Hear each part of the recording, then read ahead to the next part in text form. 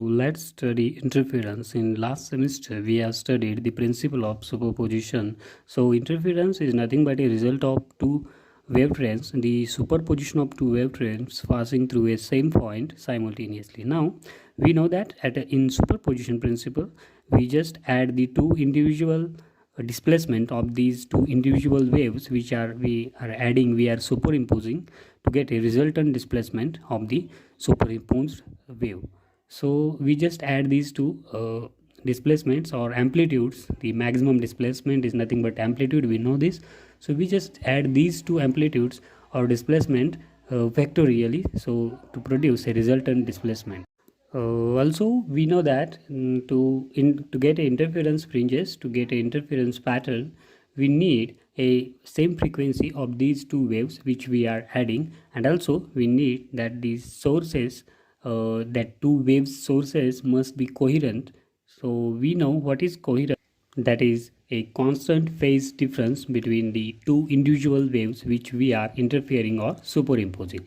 So coherence is nothing but a constant phase difference between the two waves. Now, why we need a coherence or a coherent waves to produce a steady interference pattern? Because when there is a constant phase difference, we will get a steady interference pattern. If this phase difference is changing with respect to time, we will get a moving fringes, or not or we can say a disturbed interference pattern. We will not be able to observe these interference patterns. So we will just simply take a coherent waves, two coherent waves, that is their phase difference, we know the phase, okay, so that their phase difference is a constant one. So due to this we will get a alternate bright and dark fringes, that is interference pattern. So we know when we add two waves, let's say to get a dark fringe, to get a bright fringe, we know these two must be, to get a bright fringe, we know that two interfering waves must be in phase, and to get a dark fringe, they are in out of phase. So we know phase and the phase difference. So those waves, those have the phase difference in integral multiple of, even integral multiple of pi or 0. Okay, so 0, it can be 0, 2 pi, 4 pi, 6 pi. So that will be the phase difference between these two waves. That is, we will just add these crests to crests and troughs to troughs. So we will get a bright fringe. Now in out of phase state, that is dark fringes, these two are in these two waves are out of phase, that is they are odd. The phase difference between these two is a odd integral multiple of pi, that is pi, 3 pi, 5 pi. So that is a phase difference between these two. We can see here in these two waves it is a pi, this phase difference. This wave starts from here, okay, so to connect or to relate this wave to this wave, we need to start from here. So this is a extra one, so this is a phase difference. We know this is a pi, this equals to pi, okay. So this is a out of phase situation. Here we know it is a destructive interference, this one is constructive interference, we know this. So in this constructive interference, we know we just add the amplitudes, okay, the displacements, and in out of phase situation or in destructive interference, we just add these two, but here they are opposite to each other, hence they get cancelled. Because here what happens, if consider we know after the superimposition or interference, these two waves makes a resultant wave, okay. So what happens here, we know that particle is at this position, this wave tries to push the particle on this side, and this wave tries to push the particle on this side. So that motion is now equal but in opposite direction, okay. So this point will not go in any direction, so it will just reside here on this line. So we just get all these points motion like a stable one, or simple a straight line. So we get a dark fringe, okay. Here out of phase situation, here we know constructive interference, we just add these amplitudes, so they will get double, okay. So like this the wave intensity will increase and we will get a bright fringe. Next point is a coherence and condition for interference.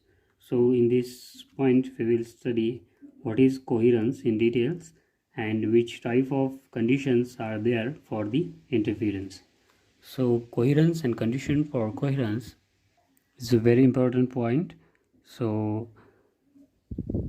we know that in to get a superimposing waves or to get a interference pattern, we need a coherent waves. Two waves must be coherent. So to get a two coherent waves, we need two sources actually, but in practice we just used one source, only single source, and we derive two beams of rays or two beams of waves, two different waves from that single source to get a coherent waves. Okay, because we know the principle that the different if we use two sources, different ones, we will not be able to get a coherent waves. Okay, the reason behind that is we know the sources of radiation is excited atoms. Okay, so these excited atoms when emit radiation, we don't know, that is a very small interval of time, and we don't know when they are going to emit the radiation.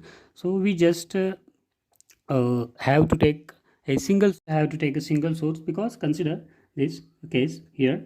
Consider this one is a source of a wave and this one is another one. So let's take one here. Okay, so this one is emitting wave and this one is also emitting a wave. Now we need a constant phase difference, but what happens at the atomic or the atomic level?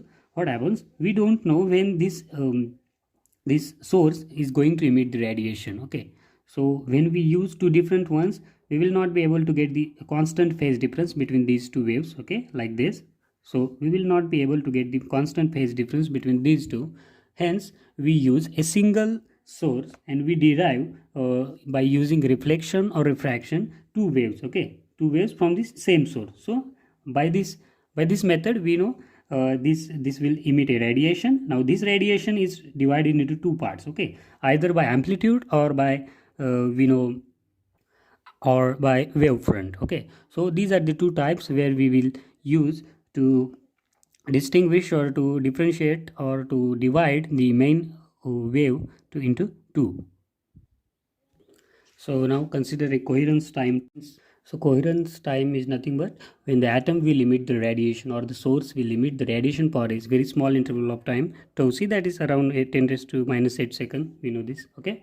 So if this is a coherence time, we can derive a coherence length like this. We know the speed of light. Okay, c into this coherence time tau c. So multiplying these, we know the length capital L. So we know this basic formula. Okay, now there are some conditions for interference. Okay, so to get a steady interference pattern, there are some conditions. Sources must be monochromatic, that is same wavelength. Okay, and these must be coherent.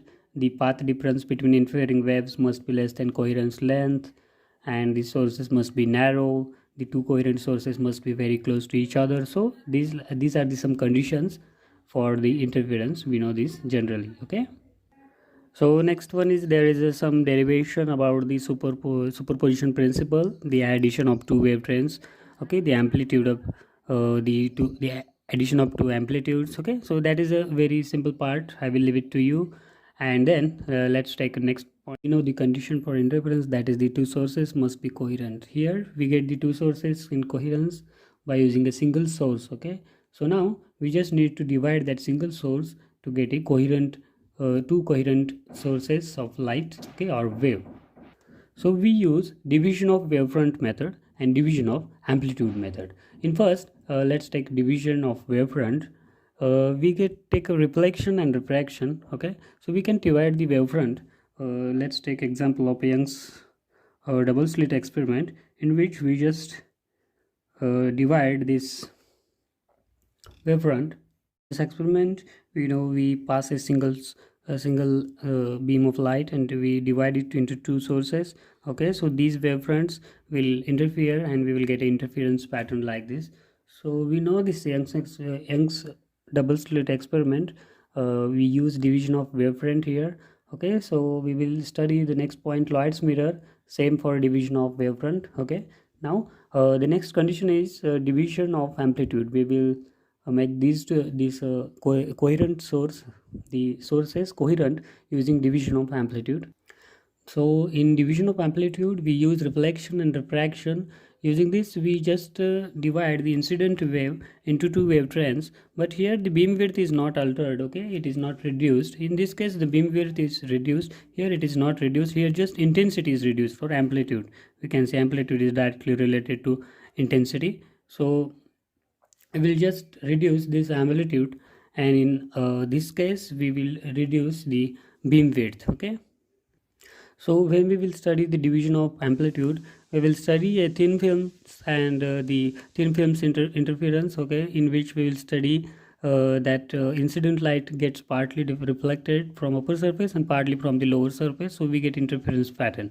So we will study this in detail in next point. Now we just have to know that this interference pattern depends upon thickness of that film, angle, incidence of that ray, wavelength of that light used. So these are the factors. If we choose one to be constant, all to be constant, and another a variable, we can get that third variable. Okay. Here consider the division of wavefront using large single mirror experiment. Here we use large single mirror. Okay, here it is the back surface of this mirror is partially or completely coated with some material to black this surface, and to avoid the multiple reflections. Now the upper surface is only reflecting, okay? So when we apply waves from this single source, point source, we can use all these rays here, okay? So they will get reflect, and here from this point we will observe these rays, okay? But we know these rays are going from after reflecting here, but these rays are also traveling directly toward. So actually what happens here, these direct rays come to this point, and these reflected rays acts as a if we trace them backward, for this observer they will look like a virtual source S2 here. So we got two coherent sources.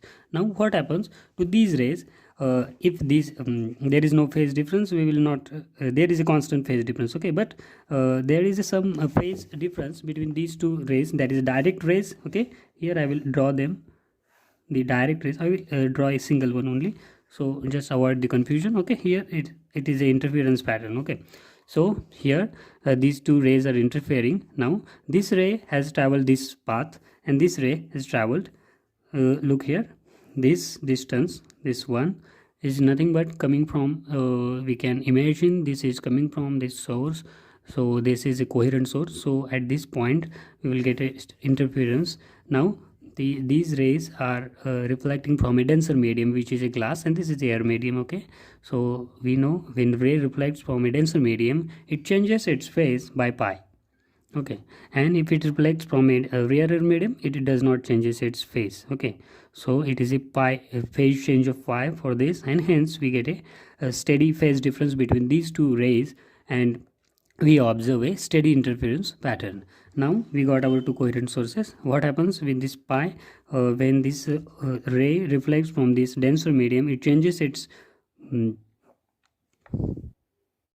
phase by pi. That means we can draw a complete wave, that is 2 pi. So we know that is pi, so half of that wave is just added, or it is a, we can say, path difference or phase difference for these two waves. We have experiment on this one, so we can get the wavelength of this monochromatic source. So there is a formula, that is path difference is equal to lambda into capital D by small d. So lambda is wavelength, del is a path difference, and capital D is the distance between the sources and the observer or the eyepiece, okay? And the small d is the distance between these two coherent sources. So that is a experiment for Lloyd's single mirror experiment to get a wavelength of a given monochromatic source of light.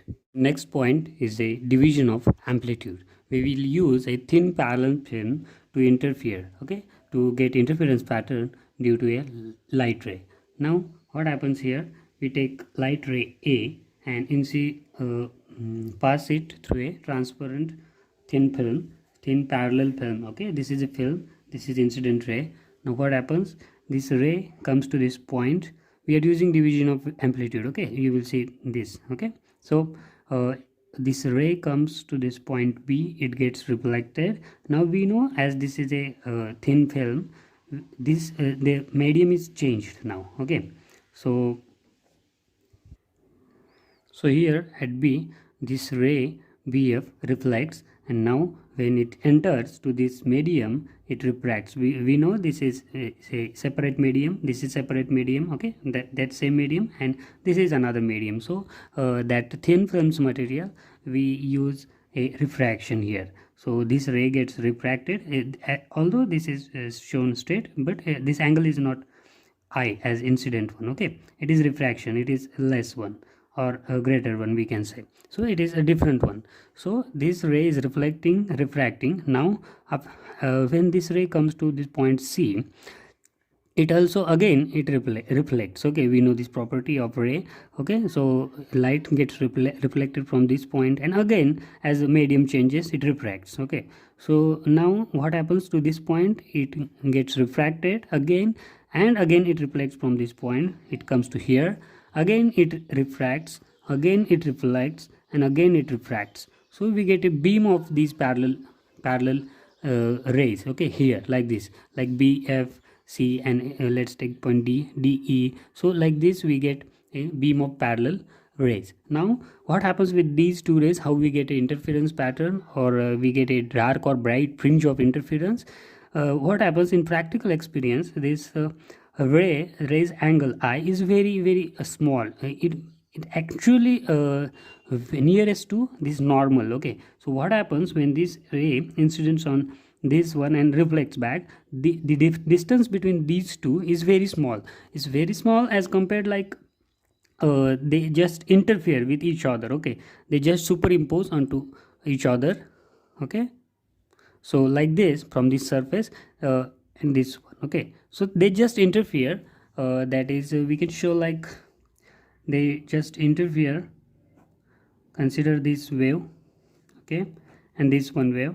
So they will these two rays will interfere here, okay, at this point, because at normal incidence this I is a very small one, and the distance between these two is very small. So these two rays will interfere, and we will get a according to constructive or destructive interference, we will get a dark or bright fringe. Okay, so in constructive interference we will get a bright fringe, in destructive interference we will get a dark fringe. Now how we get the constructive or destructive interference patterns?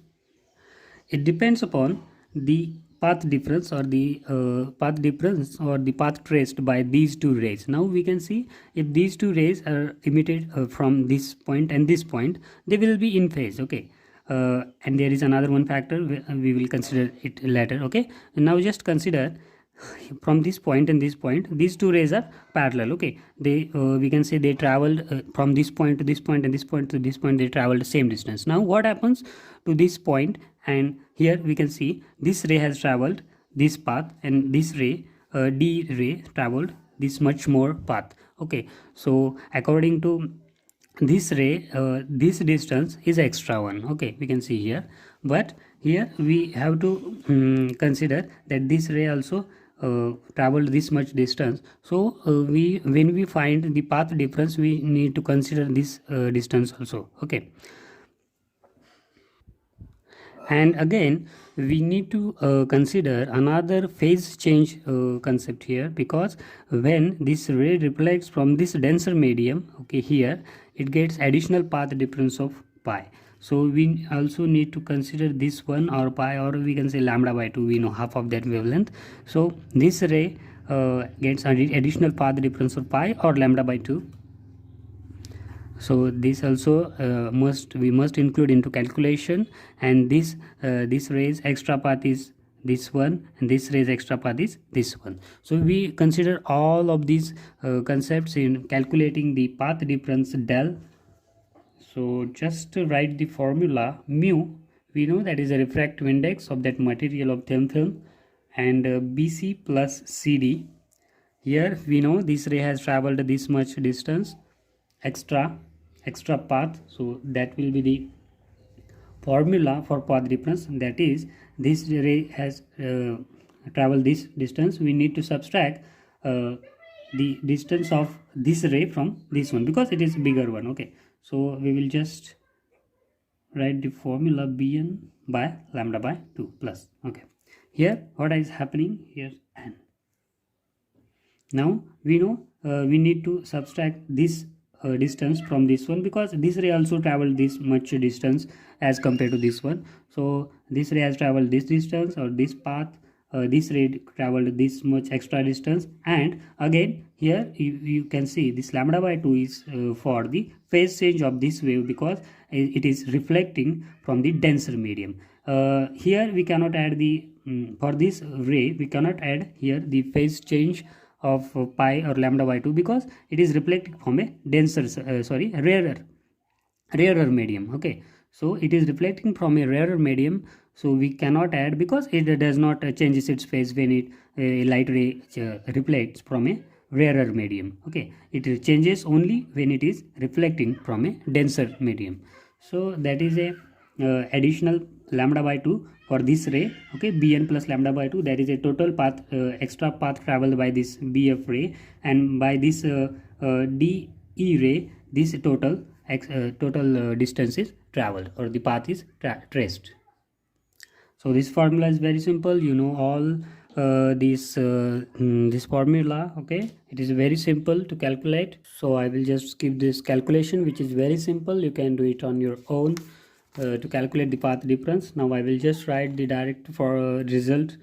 The path difference is 2 mu t cos of r minus lambda by 2. So that will be the path difference in this experiment, or in this case of division of amplitude using thin parallel film.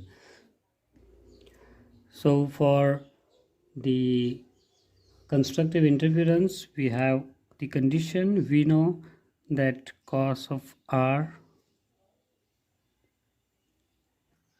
so we know the conditions for constructive interference and destructive interference, like the even multiple integral multiple of lambda or pi, and here it is a even or odd multiple integral of lambda or pi. So that is a condition for constructive interference, and it is a for destructive interference. Now the next point is a same as this point. Here we will use a wedge shaped film, so the mechanism is same as this one, so you can understand it very easily. These 2 points are very same. Okay, are nearly equal to same. We just add extra another factor, which is the angle alpha in wedge shaped film, so it is very easy. So in Newton's rings we use this wedge shaped thin film to produce circular rings, which are called Newton's rings. Now what we do in experiment, we use a glass plate and a plano-convex lens, which is plane on one surface and convex on another. So we place it on the convex surface on this plain glass plate. Then here you can see this is a wedge shaped thin film made up of air. So air wedge shaped thin film. So this film we can use to divide the amplitude of the source or the incident beam. So we get fringes like this, center one dark, then bright, then dark, then bright, then dark. So like this we get the Newton's rings in this experiment, because we can see the this experimental arrangement now. So in this experiment we use a monochromatic source, maybe sodium lamp, then we use convex lens to make these rays parallel. Then there is a glass plate which is at 45 degrees to the telescope. So first these rays reflect from this glass plate, then after getting reflected from this air film, wedge shaped air film, they get transmitted back to the telescope. So this is how we get the interference observed in this telescope. So this is a setup for Newton's ring experiment. So Newton's rings is a very good example of air wedge shaped thin film.